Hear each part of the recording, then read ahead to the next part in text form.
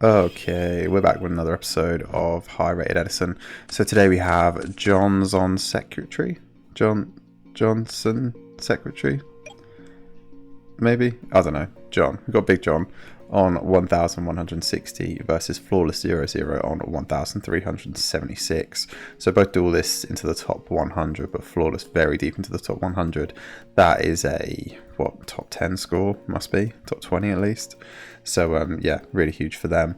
Opening hands are Test Tiger, Bottomless, Darius, Trapstun, and Laquari. So Glads, yeah, Test Tiger's a nice pickup there. Solemn, Lila, Deep Prison, Mirror Force, Lumina, and Rykos. This is some kind of Light Sworn deck. More traps than usual, so I'm thinking maybe the Twilight deck. If you see like Deep Prison, Solemns, typically it's more Twilight. But yeah, let's see how Flawless is going to start off. They're just going to start set Ryko pass. Pick up for 10 is the other Bottomless. Nice. Laquari coming down now into the Ryko. That's going to feel pretty good for Flawless. And they're milling a Garroth there with a Lumina in hand, which is huge. Mills with Garroth, Brain, Jane. Yeah, that feels really good. But John is going to now know what you're on.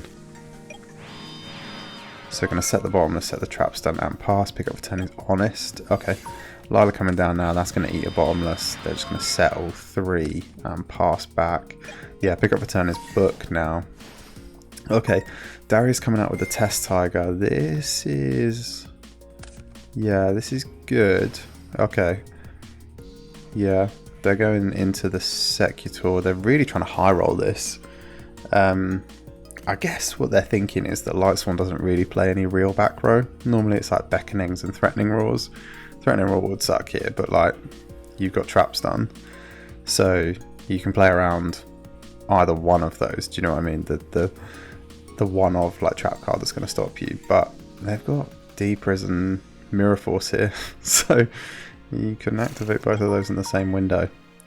Secutor getting in now, so Deep Prison, Trap Stun, and Mirror Force. Yeah, and that's a really good trade from Flawless's perspective. They've got a Lumina follow up. And yeah, their opponent's on 2 cards and they've used their summon. So they set the Bottomless and pass.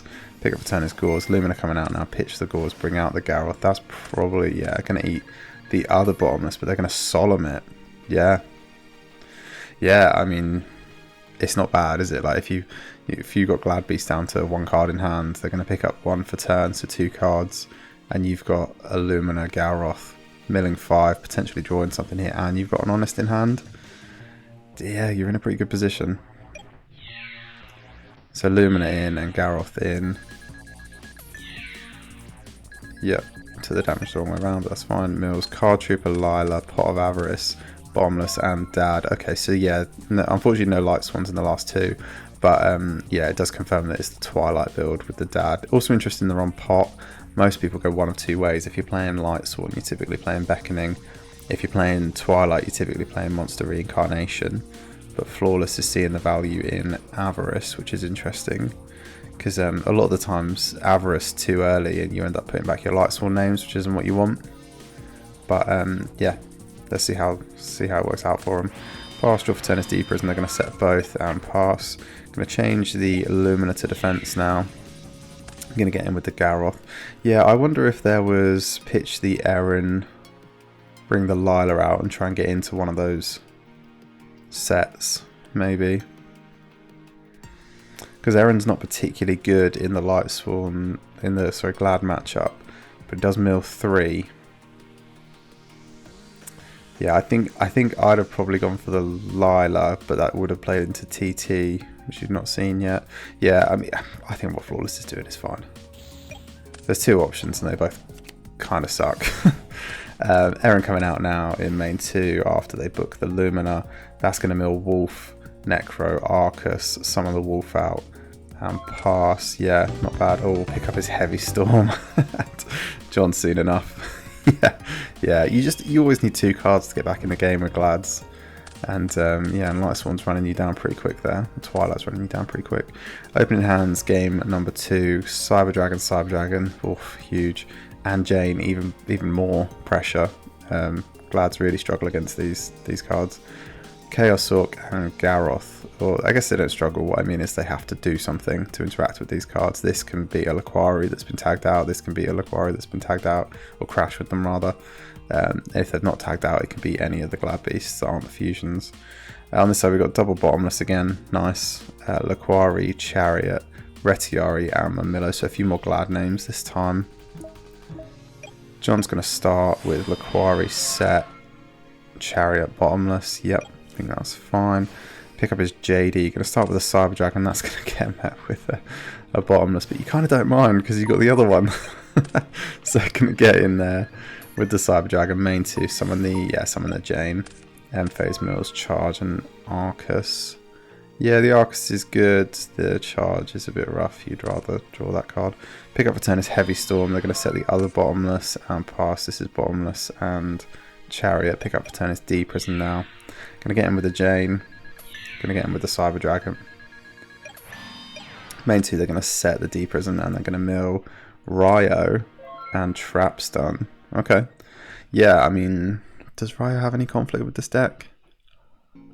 I guess Recharge draws. I guess Charge is a one-off. And I guess Avarice draws. Yeah. Yeah, and Garroth. This is nice. Yeah, it's a nice tech, I guess, for the Gladiator Beasts. Okay, pick up for turn is Smashing Ground. They're going to fire that off and get rid of the Cyber Dragon. Pass. Draws MST. They're going to MST. Hits the Bottomless. They're going to summon the Garroth. And they're going to try and get in now. Yeah. That's pretty good. What's the math on this? They've done that weird. It's 36. Yeah, it's 36.50. Okay, they're taking the right amount of damage. Okay, puts them down to 150. Yeah, they didn't have a Dark or enough Light Swarms to bring out either of these two, so that makes sense. Mills and M-Phase, going to be Honest and Trap Stun, Plague and Necro. Jesus. Yeah. Yeah, I mean, it's not gambling if you know you're going to win, right? Yeah, really nice from Flawless there. Set is going to be TT and Retiari. Let's see if they play into the TT. Passing back now. Draws Gale. I don't think you need to play into the TT, right? Yeah, yeah. Even if this is Hoplamus, Jane is going to be able to do stuff, and it's not Hoplamus. So, yeah, John in defeat there. Wow. Quick game, no exchange of GGs. Hate to see it. Quick game, nice 2-0 for Flawless. I mean, yeah, they just looked in control the whole time. I think what was interesting, John really played like into the kind of Deep Prison Mirror Force stuff that that Flawless had game 1, but with Trap Stun in the back, I think you do that.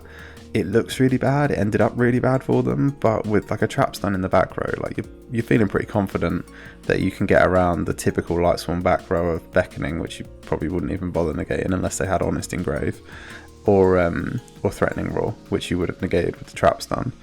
So yeah, it looked bad, but who is reading, you know, set D Prison, set Mirror Force in this matchup?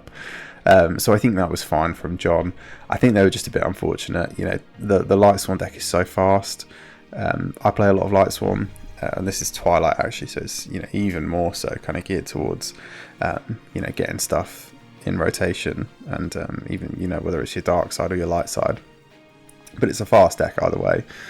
And I just think Glad's kind of crumbles to the combo decks. The only one they have an alright matchup against is Gigavice, and that's just because, you know, typically Gigavice takes a little while to get set up. But like, if you think about Forgs, or if you think about you know, Twilight, any of the big combo decks that are out in the format now, because they just outpace Glads. You know, Glads need a few turns to build resources, to kind of build on advantage little by little, and then, you know, take you from there.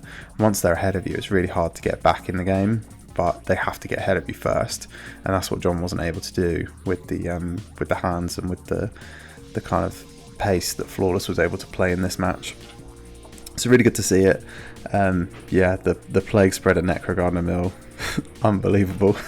But yeah, Flawless really got command over this Twilight deck and looking pretty good doing it.